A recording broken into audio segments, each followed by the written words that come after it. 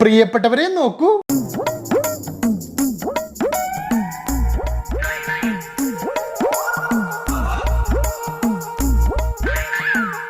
സ്വന്തം കഴുത്ത് കമ്പിക്കടയിൽ കുരുങ്ങിയിട്ട് പോലും തൻ്റെ കയ്യിലുള്ള ജവാനെ പിടിവിടാൻ അദ്ദേഹത്തിന് മനസ്സില്ല. പ്രിയപ്പെട്ടവരെ നോക്കൂ, ജവാൻ കയ്യിൽ നിന്ന് വിടാതെ സ്വന്തം കഴുത്ത് എങ്ങനെയെങ്കിലും കമ്പിക്കടയിൽ നിന്ന് പുറത്തേക്ക് എടുക്കാനുള്ള ശ്രമത്തിലാണ്. പ്രിയപ്പെട്ടവരെ, നാട്ടുകാരൊക്കെ നോക്കൂ, എന്നാലും ആ ജവാന്റെ പിടുത്തം നോക്കൂ.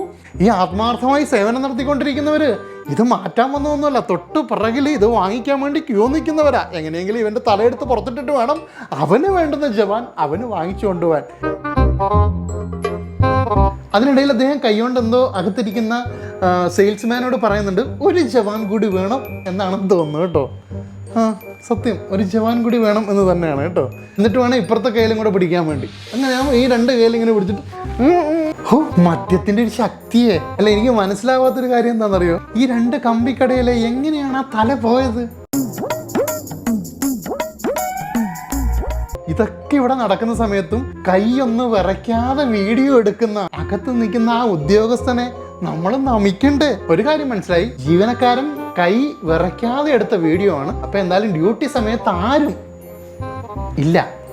എന്താ അല്ലേ ആത്മാർത്ഥ കേരളം, സുന്ദര കേരളം.